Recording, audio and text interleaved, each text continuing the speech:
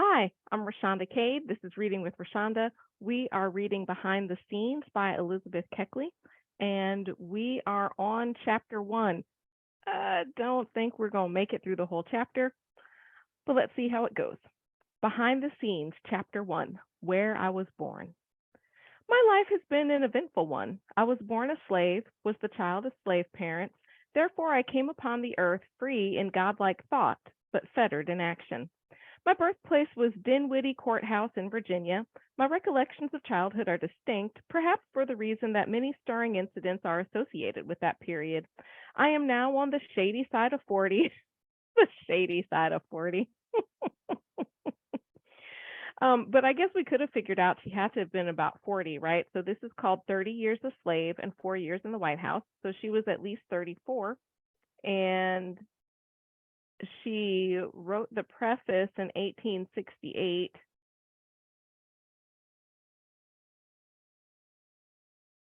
I don't remember exactly when Lincoln was assassinated.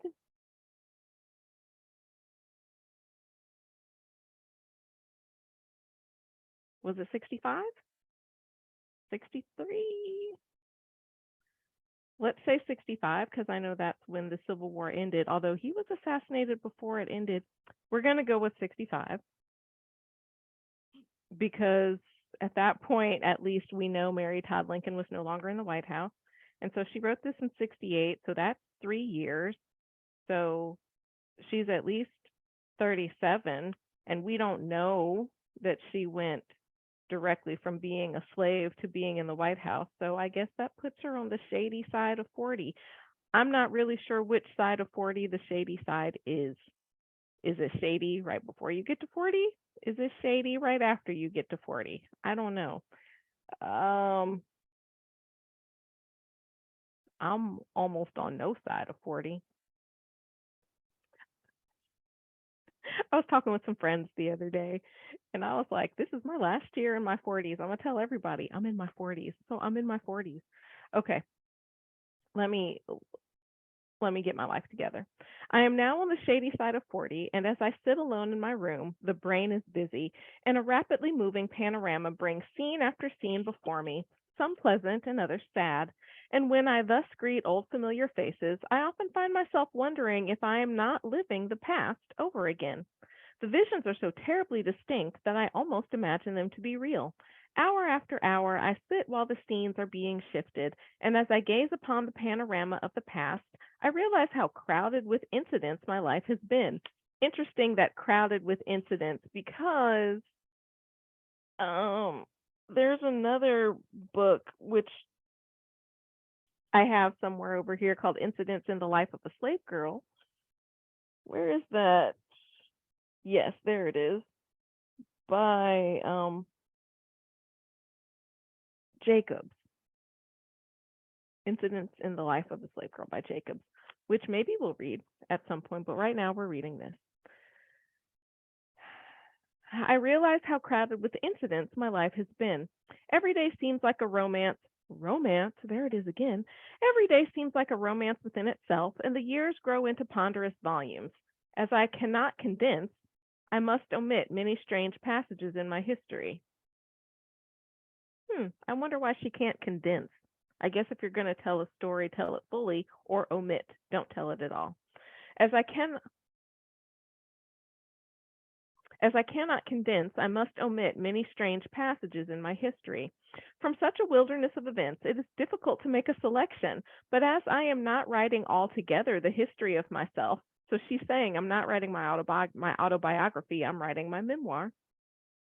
An autobiography is a history of your entire life, at least up until the point that you write your autobiography. Your memoir is your retelling of certain periods of your life. But as I am not writing altogether the history of myself, I will confine my story to the most important incidents which I believe influenced the molding of my character. As I glance over the crowded sea of the past, these incidents stand forth prominently, the guideposts of memory. I presume that I must have been 4 years old when I first began to remember. At least I cannot now recall anything occurring previous to this period. My master, Colonel A. Burwell, was somewhat unsettled in his business affairs, and while I was yet an infant he made several removals. While living at Hampton Sidney College, Prince Edward County, Virginia, Mrs. Burwell gave birth to a daughter, a sweet black-eyed baby, my earliest and fondest pet. To take care of this baby was my first duty. That's just so interesting that she calls the person who is really her mistress her first, her earliest and fondest pet. And I get it because babies are like little pet things, but this is coming from a person who probably in actual life was treated as a pet and probably by this person who she is calling her earliest and fondest pet. Oh, I love it. To take care of this baby was my first duty. True, I was but a child myself, only 4 years old, but then I had been raised in a hearty school, had been taught to rely upon myself and to prepare myself to render assistance to others. The lesson was not a bitter one, for I was too young to indulge in philosophy. She's not too young now, though. Boink. And the precepts that I then treasured and practiced, I believe developed those principles of character which have enabled me to triumph over so many difficulties. Notwithstanding all the wrongs that slavery heaped upon me, I can bless it for one thing, youth's important lesson of self-reliance. The baby was named Elizabeth, and it was pleasant to me to be assigned a duty in connection with it. For the discharge of that duty transferred me from the rude cabin to the household of my master. Interesting that they have the same name. We're going to see how that transpired. I'm sure we will see how that transpired. My simple attire was a short dress and a little white apron. My old mistress encouraged me in rocking the cradle by telling me that if I would watch over the baby well, keep the flies out of its face and not let it cry, I should be its little maid. Ooh. This was a golden promise. Mhm. I get that. This was a golden promise. Who doesn't want that as a slave? And here I have a note. Huh. My note says golden chain imagery in Ruth Hall and Harriet Jacobs. So Harriet Jacobs is who I just mentioned in its incidents in the life of a slave girl. I wonder when that was published versus when this was first. I'm not sure when this was published, but she wrote the preface in 1868. I will find out for us when this was. It was originally published in 1868. Hmm. This was a golden promise, and I required no better inducement for the faithful performance of my task. I began to rock the cradle most industriously when, lo, out pitched little pet on the floor. I instantly cried out, "Oh, the baby is on the floor!" And not knowing what to do, I seized the fire shovel in my perplexity and was trying to shovel up my tender charge when my mistress called to me to let the child alone and then ordered that I be taken out and lashed for my carelessness. I'm sure she was lashed for her carelessness. Can you just picture it? She is rocking this cradle and she's rocking it so hard that the baby flies out. And then she takes a shovel from the fireplace to scoop up the baby. Why not just try to pick up the baby? She was 4 though, and what I know from having had 4-year-olds is that their logic is impeccable and usually wrong. Maybe not even usually, but often. But they be thinking about stuff. All right. The blows were not administered with a light hand, I assure you, and doubtless the severity of the lashing has made me remember the incident so well. That's a shame that a 4-year-old was getting lashed like that. This was the first time I was punished in this cruel way, but not the last. The black-eyed baby that I called my pet grew into a self-willed girl, and in after years was the cause of much trouble to me. That is what I figured was going to go down. I grew strong and healthy, and notwithstanding I knit socks and attended to various kinds of work, I was repeatedly told when even 14 years old that I would never be worth my salt. When I was 8, Mr. Burwell's family consisted of 6 sons and 4 daughters with a large family of servants. My mother was kind and forbearing, Mrs. Burwell a hard taskmaster, and as mother had so much work to do in making clothes, etc., for the family besides the slaves, I determined to render her all the assistance in my power, and in rendering her such assistance, my young energies were taxed to the utmost. I was my mother's only child, which made her love for me all the stronger. I am surprised you were your mother's only child. I wonder if you were your mother's only child that lived, if you were your mother's only child that didn't get sold away, because they were breeding slaves hardcore. I was my mother's only child, which made her love for me all the stronger. I did not know much of my father, for he was the slave of another man, and when Mr. Burwell moved from Dinwiddie, he was separated from us and only allowed to visit my mother twice a year, during the Easter holidays and Christmas. Breed 'em and break 'em up. That was what they did to black families. At least Mr. Burwell determined to reward my mother by making an arrangement with the owner of my father by which the separation of my parents could be brought to an end. It was a bright day indeed for my mother when it was announced that my father was coming to live with us. The old weary look faded from her face, and she worked as if her heart was in every task. But the golden days did not last long. The radiant dream faded all too soon. In the morning, my father called me to him and kissed me, then held me out at arm's length as if he were regarding his child with pride. She is growing into a large, fine girl, he remarked to my mother. I don't know which I like best, you or Lizzie, as both are so dear to me. My mother's name was Agnes, and my father delighted to call me his little Lizzie. While yet my father and mother were speaking hopefully, joyfully of the future, Mr. Burwell came to the cabin with a letter in his hand. He was a kind master in some things, and as gently as possible informed my parents that they must part. For in 2 hours my father must join his master at Dinwiddie and go with him to the West, where he had determined to make his future home. That is so sad. You can be together. Ha ha ha. No, you cannot. The announcement fell upon the little circle in that rude log cabin like a thunderbolt. I can remember the scene as if it were but yesterday, how my father cried out against the cruel separation, his last kiss, his wild straining of my mother to his bosom, the solemn prayer to heaven, the tears and sobs, the fearful anguish of broken hearts, the last kiss, the last goodbye, and he, my father, was gone, gone forever. The shadow eclipsed the sunshine, and love brought despair. That is so sad that love brought despair. The parting was eternal. The cloud had no silver lining. But I trust that it will be all silver in heaven. We who are crushed to earth with heavy chains, who travel a weary, rugged, thorny road, groping through midnight darkness on earth, earn our right to enjoy the sunshine in the great hereafter. That reminds me of Lift Every Voice and Sing. They're not the same words, but God of our weary God of our weary years, God of our silent tears. Um, Lest our feet stray from the places I got where I met the like just the whole kind of trudging through reminds me of Lift Every Voice and Sing. At the grave, at least, we should be permitted to lay our burdens down, that a new world, a world of brightness, may open to us. The light that is denied us here should grow into a flood of effulgence beyond the dark, mysterious shadows of death. Deep as was the distress of my mother in parting with my father, her sorrow did not screen her from insult.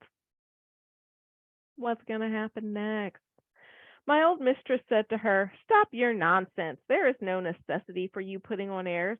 Your husband is not the only slave that has been sold from his family, and you are not the only one who has had to part. There are plenty more men about here, and if you want a husband so badly, stop your crying and go find another. Oh, man. But what would you have done if you had just been reunited with your husband and then he got snatched away from you? To these unfeeling words, my mother made no reply. Smart woman. She turned away in stoical silence, with a curl of that loathing scorn upon her lips which swelled in her heart. My father and mother never met again in this world. They kept up a regular correspondence for years.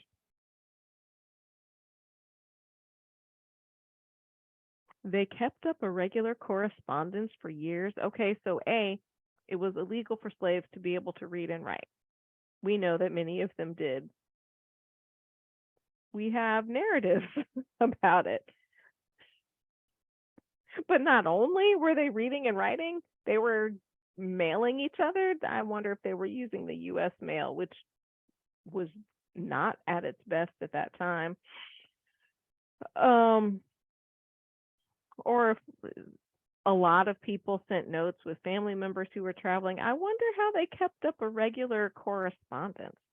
They kept up a regular correspondence for years, and the most precious mementos of my existence are the faded old letters that he wrote, full of love and always hoping that the future would bring brighter days.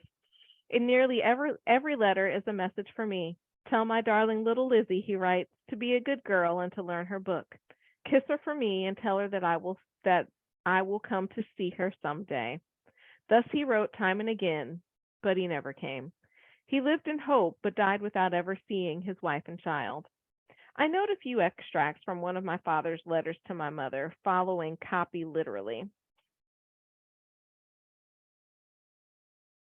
There's a two, like she said she's following copy literally. There's a numeral two. I'm not sure what that means. Um, but it's from Shelbyville, September 6, 1833. Mrs. Agnes Hobbs, my dear wife, my dear beloved wife, I am more than glad to meet with opportunity write this few lines to you by my mistress. Oh, okay. What a mistress he had, that she was writing his letters for him and apparently mailing them. The spelling's not spectacular, but spelling was not standardized back then like it is now. Um, I am more than glad to meet with opportunity. Write these few lines to you by my mistress. I mean, and did she write exactly what he said, or did she write what she wanted to write? Who are now about starting to Virginia, and several others of my old friends are with her. In company, Mrs. Ann Russ, the wife of Master Thomas Russ and Dan Woodyard and his family, and I am very sorry that I haven't the chance to go with them, as I feel determined to see you if life lasts again. I am now here. Punctuation is not standard either, nor is capitalization. That's the way it was. I am now here and out at this place, so I am not able to get of at this time. I am right well and hearty, and all the rest of master's family. I heard this evening by mistress that are just from there. All sends love to you and all my old friends. I am a living in a town called Shelbyville, and I have wrote a great many letters since I've been here, and almost been ready to myself that it's out of the question to write any more at all. My dear wife, I don't feel no wise like giving out writing to you as yet, and I hope when you get this letter you be encouraged to write me a letter. I am well satisfied at my living at this place. I am making money for my own benefit, and I hope that it's to yours also if I live to see next year. I shall have my own time from master by giving him $120 a year, and I think I shall be doing good business at that and have something more than all that. I hope with God's help that I may be able to rejoice with you on the earth and in heaven. Let's meet when will I am determined to never stop praying, not in this earth, and I hope to praise God and glory there we'll meet to part no more forever. So, my dear wife, I hope to meet you in paradise to praise God forever. I want Elizabeth to be a good girl and not to think that because I am bound so fair that God's not able to open the way. George Pleasant, Hobbs, a servant of Grum. He's like, I hope you can write me back. I've written lots of letters. If I live to see next year, I hope I can send you some of the money that I am making. I pay my master $120 a year. We'll be together in heaven. And tell Elizabeth to not think that because I'm a slave that God's not able to make a way. That's so nice.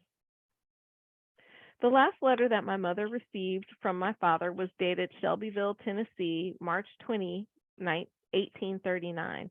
He writes in a cheerful strain and hopes to see her soon. Alas, he looked forward to a meeting in vain. Year after year, the one great hope swelled in his heart, but the hope was only realized beyond the dark portals of the grave. When I was about 7 years old, I witnessed for the first time the sale of a human being. That has to be a horrible thing to watch. We were living at Prince Edward in Virginia, and Master had just purchased his hogs for the winter, for which he was unable to pay in full. To escape from his embarrassment, it was necessary to sell one of the slaves. Little Joe, the son of the cook, was selected as the victim. His mother was ordered to dress him up in his Sunday clothes and send him to the house. He came in with a bright face, was placed in the scales, and was sold, like the hogs, at so much per pound. His mother was kept in ignorance of the transaction, but her suspicions were aroused.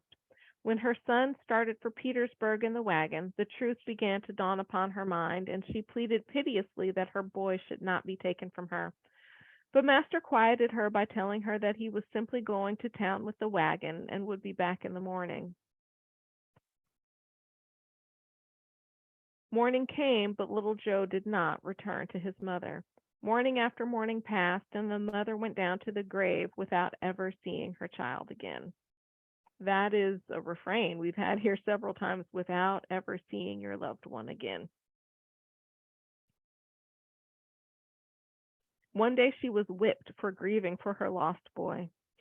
Colonel Burwell never liked to see one of his slaves wear a sorrowful face, and those who offended in this particular way were always punished. Not only do you have to be a slave, but you got to be a happy one. Alas, the sunny face of the slave is not always an indication of the sunshine in the heart. Colonel Burwell at one time owned about 70 slaves, all of which were sold, and in a majority of instances, wives were separated from husbands and children from their parents. Slavery in the border states 40 years ago was different from what it was 20 years ago. Time seemed to soften the hearts of master and mistress, and to ensure kinder and more humane treatment to bondsmen and bondswomen. When I was quite a child, an incident occurred which my mother afterward impressed more strongly on my mind. One of my uncles, a slave of Colonel Burwell, lost a pair of plow lines, and when the loss was made known, the master gave him a new pair, and told him that if he did not take care of them, he would punish him severely. In a few weeks, the second pair of lines was stolen, and my uncle hung himself rather than meet the displeasure of his master. My mother went to the spring in the morning for a pail of water, and on looking up into the willow tree which shaded the bubbling crystal stream, she discovered the lifeless form of her brother suspended beneath one of the strong branches. Rather than be punished the way Colonel Burwell punished his servants, he took his own life. Slavery had its dark side as well as its bright side. She has said that in the preface too. What is the bright side, ma'am? What is the bright side? And are we sure that he took his own life? I've got to question that. That is the end of chapter 1 of Elizabeth Keckley's Behind the Scenes. I'm Rashonda Cade, and this is Reading with Rashonda.